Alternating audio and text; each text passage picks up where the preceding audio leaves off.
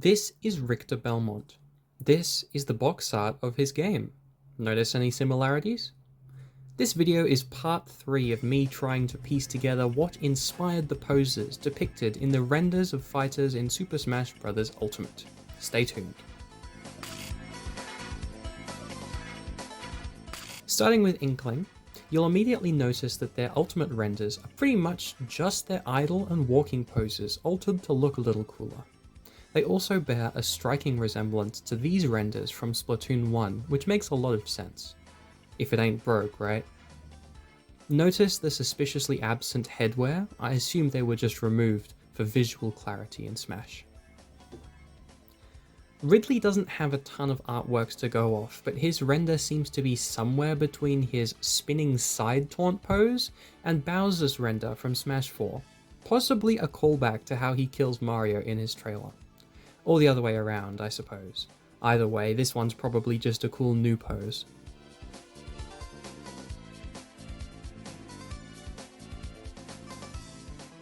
Simon Belmont is the reason I decided to make this series in the first place.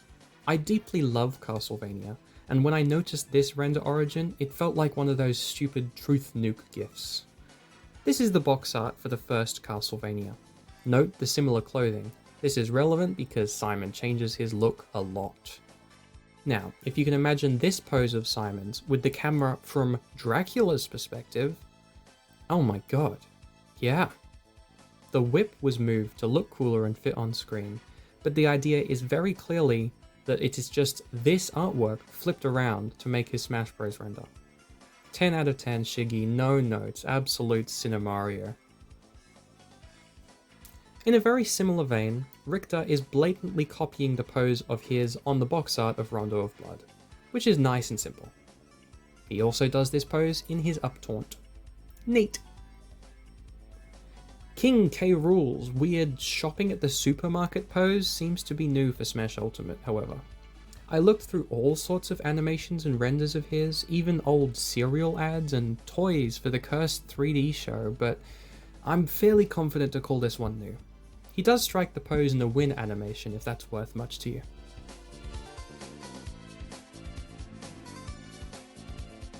Isabelle, in exactly the same way, hasn't posed exactly like this before, but it is her up win pose.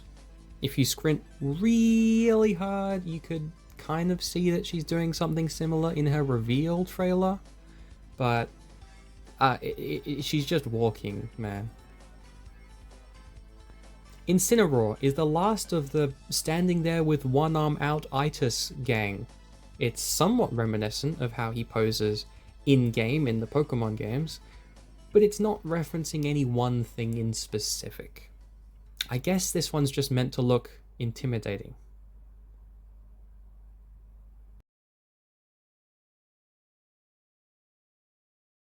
Piranha Plant!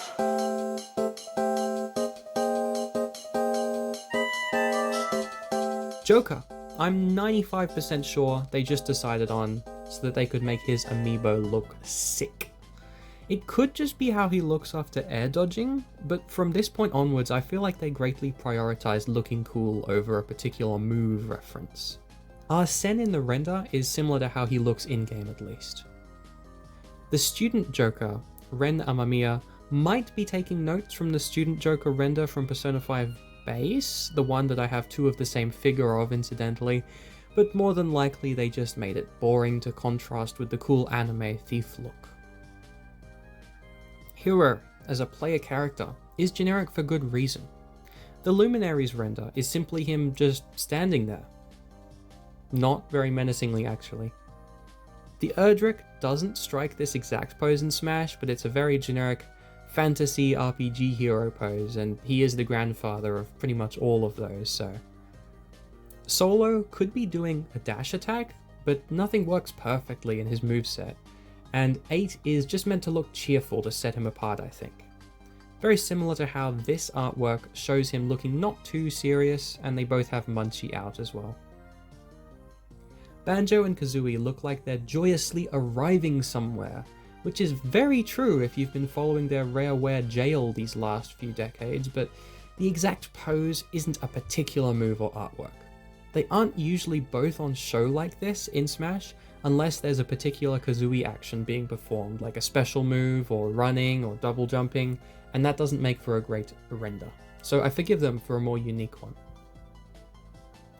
Terrence Bongo! Terry grabs his hat a lot in artwork and in-game. Look at his idle animation, his taunt, windscreens, but this is once again just a modified regular pose, altered to show a bit of personality. $20 to anyone who can name the fellow with the gaudy bandana in this clip.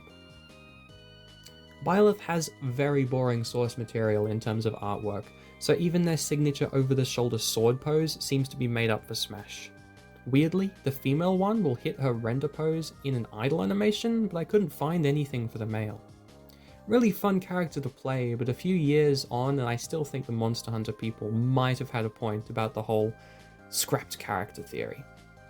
We're on the home stretch now. Min Min is a very unique character, so just fitting her arms into the render must have been a challenge. This could be similar to the charging up pose she does in ARMS, or it could be a coincidence.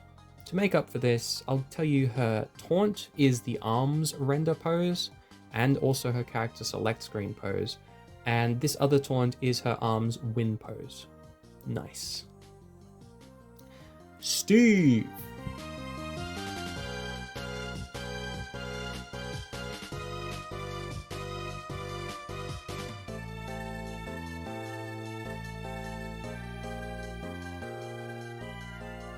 Sephiroth. Sephiroth is simple. His base render is just the way that he stands in Ultimate, with his sword tipped up so he doesn't take up too much horizontal space. I don't blame them for going this route, considering his amiibo, for example, but it's a bit lame, to be honest.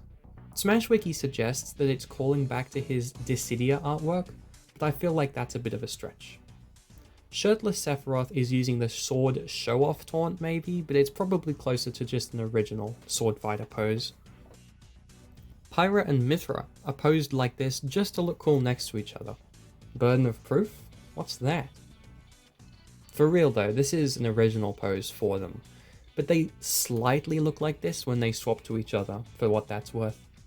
I'm very glad that they went with these new dynamic poses than whatever the hell this is from Xenoblade 2.